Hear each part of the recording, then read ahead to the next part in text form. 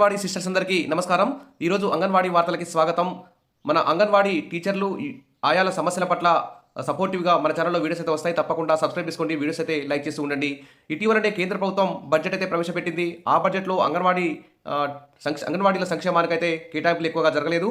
అదేవిధంగా ఏపీ రాష్ట్ర budget 2025-26 budget రాష్ట్ర చరిత్రలోనే అతి పెద్ద మొత్తంలో ప్రకటించిన బడ్జెట్గా చెప్పుకుంటున్న బాహుబలి బడ్జెట్గా చెప్పుకుంటున్నటువంటి తెలుగుదేశం కూటమి ప్రభుత్వం మాత్రం మరి అంగన్వాడీలకు సంబంధించి వారి సంక్షేమానికి సంబంధించి ఎలాంటి కేటాయింపులు జరపకపోవడం, కేవలం గత సంవత్సరం కంటే 100 కోట్ల రూపాయలు మాత్రమే అధికంగా కేటాయించడం అయితే చాలా అన్యాయం అని చెప్పుకోవచ్చు.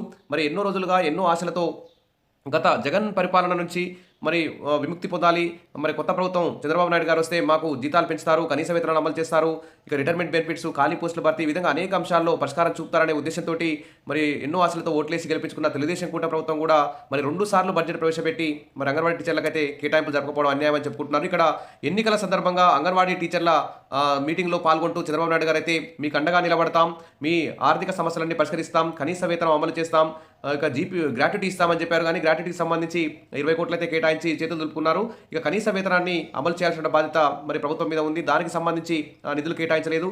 ఇక ఖాళీ పోస్టుల భర్తీ అన్ని రాష్ట్రాల్లో చేస్తున్నారు. మరి ఏపీ రాష్ట్రంలో ఖాళీ పోస్టుల భర్తీకి సంబంధించి కానీ ఎలాంటి కేటాయింపులు జరపలేదు.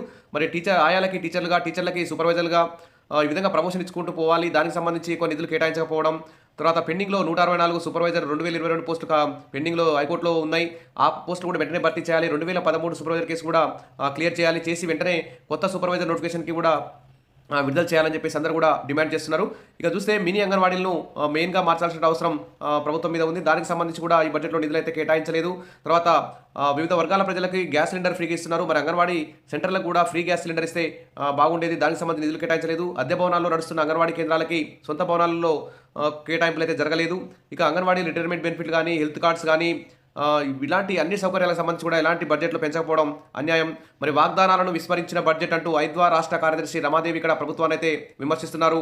కూటమి ప్రభుత్వం ప్రవేశపెట్టిన బడ్జెట్ మహిళా సంక్షేమాన్ని ఇచ్చిన వాగ్దానాలను పూర్తిగా విస్మరించిందని ఐద్వా రాష్ట్ర అధ్యక్ష కార్యదర్శులు బి ప్రభావతి రమాదేవి అయితే విమర్శించారు.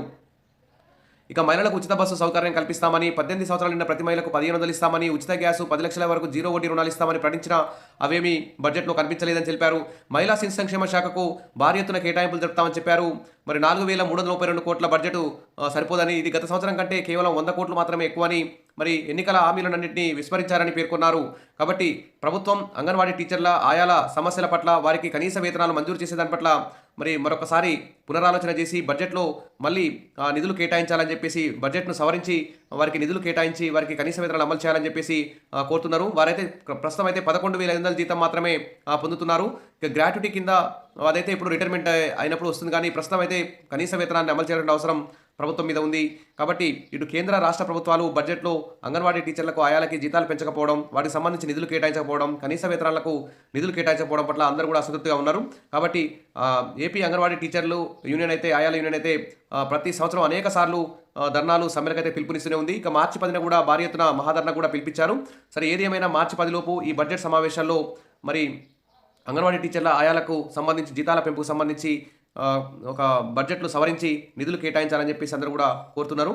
ఇలా ప్రతిసారి క్యాబినెట్ సమావేశం జరిగినప్పుడు, అసెంబ్లీ సమావేశాలు జరిగినప్పుడు, బడ్జెట్ కేటాయింపులు జరిగినప్పుడు అయితే అంగన్వాడీ టీచర్లు అయితే, ఆయాలైతే ఆశతో ఎదురు చూస్తున్నారు. వారందరికీ కూడా, ఎందుకంటే ఇప్పుడు ద్రవ్యోల్బణం బాగా పెరిగింది, ధరలు బాగా పెరిగినాయి. ఇప్పుడు వారికి వచ్చే 11,500 జీతం ఏ మాత్రం సరిపోయేటట్లేవు.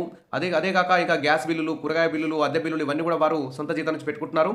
కాబట్టి వీరందరికీ కూడా బడ్జెట్ని మళ్ళీ పునరాలోచన చేసి మళ్ళీ బడ్జెట్లో కేటాయింపులు జరపాలని చెప్పేసి కోరుకుంటున్నారు. విషయాల మరిన్ని అప్డేట్స్ కోసం మన ఛానల్ని ఫాలో అవుతుండండి. వీడియోస్ అయితే లైక్ చేసి ఉండండి. Thank you.